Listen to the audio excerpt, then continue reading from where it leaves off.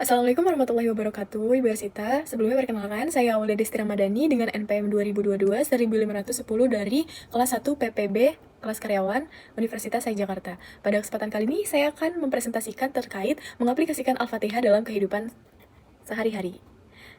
Jadi, surat Al-Fatihah itu merupakan inti dari Al-Quran dan menjadi bagian tak terpisahkan dari ibadah seorang muslim. Surah ini mengandung makna yang mendalam dan menjadi pedoman dalam kehidupan sehari-hari. Memahami dan mengamalkan dapat memberikan petunjuk dalam berbagai aspek kehidupan, baik dalam hubungan dengan Allah maupun dengan sesama manusia.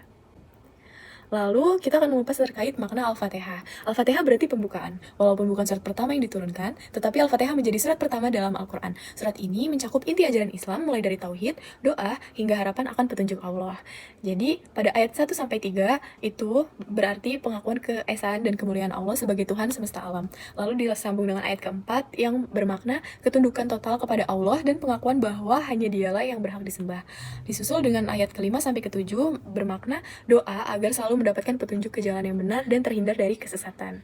Lalu keutamaan Al-Fatihah itu yang pertama, surat ini disebut sebagai Ummul Kitab atau induk Al-Quran karena mencakup seluruh pokok ajaran Islam.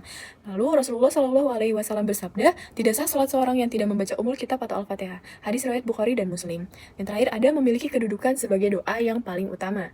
Lalu Al-Fatihah dalam ibadah itu dibaca dalam setiap rakaat salat wajib dan sunnah sebagai doa utama dalam berbagai kesempatan, termasuk saat berdoa meminta pertolongan Allah, memperkuat hubungan antara hamba dengan Allah dengan mengingat kita akan keesaan dan kekuasaannya, dan terakhir juga mengajarkan kesadaran bahwa segala pertolongan hanya berasal dari Allah semata. Lalu Al-Fatihah dalam kehidupan sosial, itu kita menanamkan sikap syukur kepada Allah dalam kehidupan sehari-hari, mengajarkan pentingnya kesabaran dalam menghadapi berbagai ujian hidup, mengingatkan untuk selalu meminta petunjuk ke jalan yang lurus dalam berinteraksi dengan sesama, lalu menumbuhkan sikap rendah hati dan tidak sombong karena segala sesuatu berasal dari Allah.